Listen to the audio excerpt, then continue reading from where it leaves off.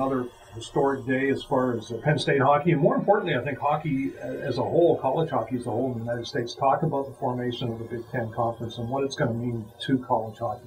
Well, I really believe this is one of the best things that's happened to college hockey in the last 30 years. When you can add a athletic brand like Penn State with our academic and athletic traditions, and here that it's only going to make college hockey better.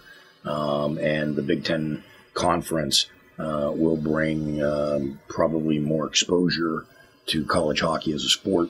It's really going to add kind of a new standard, we hope, for college hockey in terms of, the amount of interest, the competition.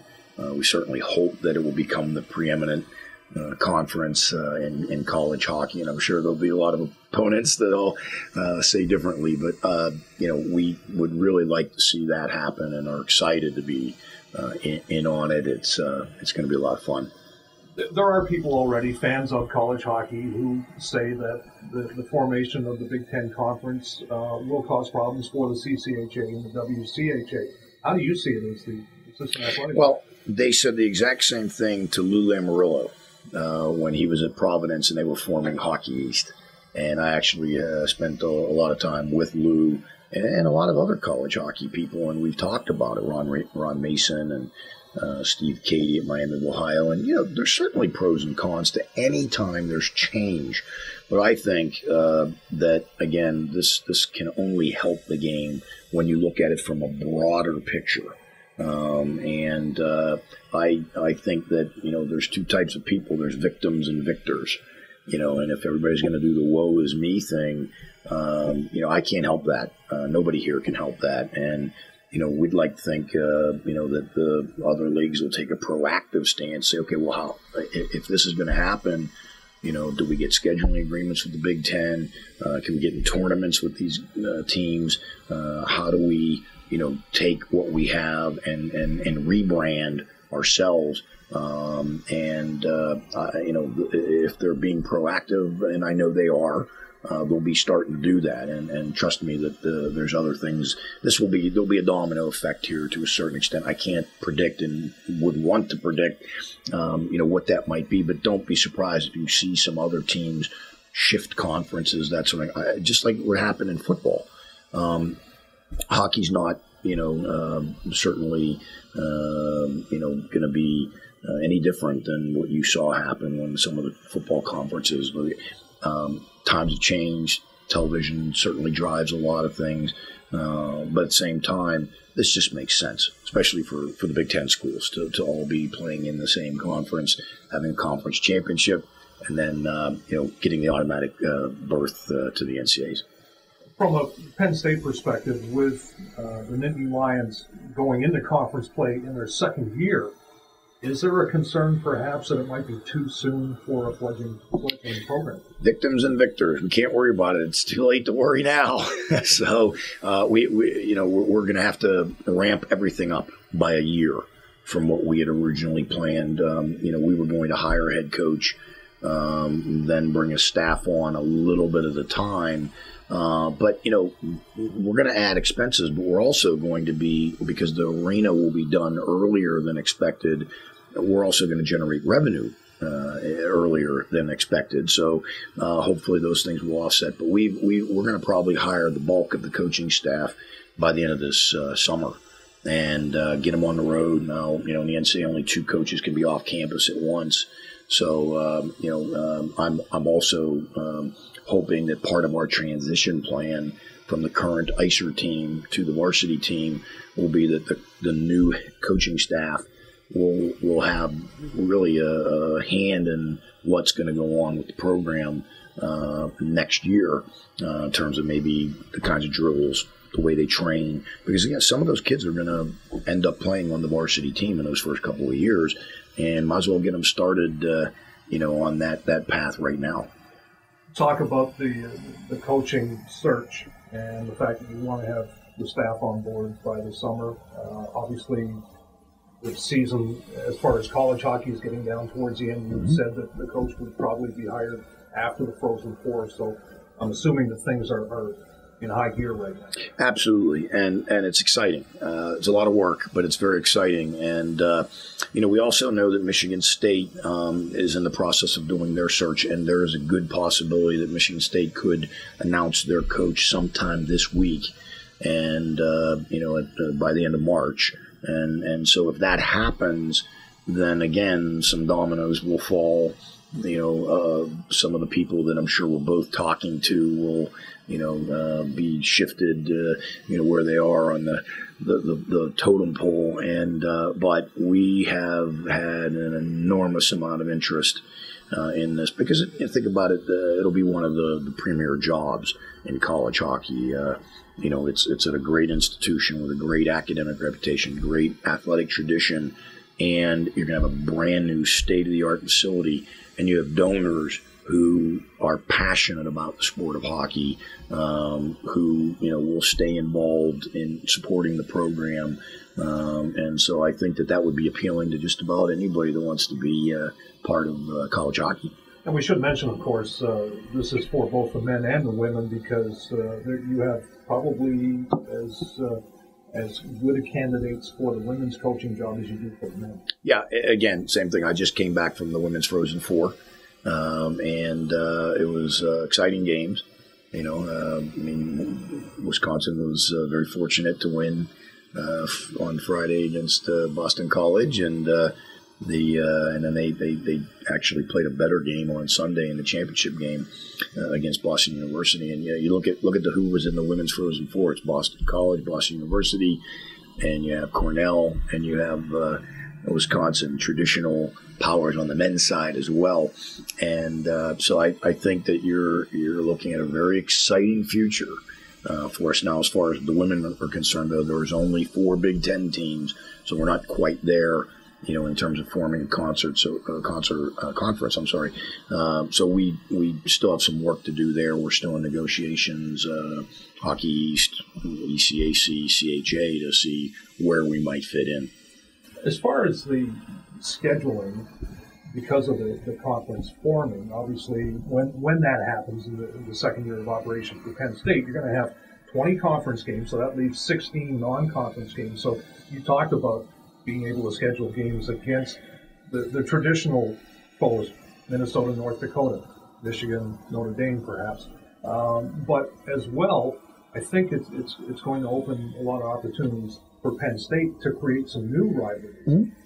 Well, your non-conference schedule is somewhat limited by what the opponent's availability is. As much as we would like to play Boston College, Boston University, some of the schools in Hockey East, the ones that play in the Bean Pot, are already, because they're going to, have 2 games there, and because Hockey East has a bigger in-conference schedule, they only have a few games that they're able to play non-conference. Certainly, we'd like to bring Notre Dame here for our fans, but other hockey-rich schools like North Dakota, like Miami, Ohio, UConn, we'd like to bring to the service academies, Air Force and Army. So we're going to do our best to bring in, the best competition we can. And there will be some schools that some of our fans may not recognize that will surprise them. RIT made it to the Frozen Four last year. Bemidji State out of Minnesota has been to the Frozen Four before. So there'll be a variety of teams that will come into the schedule as non-conference. In 2012 and 13, again, that's a transition year, so you're going to see a mishmash of games against Division III varsity teams, Division I teams, highlighted by trip to Cole Center to play Wisconsin. But we'll also play RIT, we'll also play UConn, we will play Alabama Huntsville, and the service academies in that year.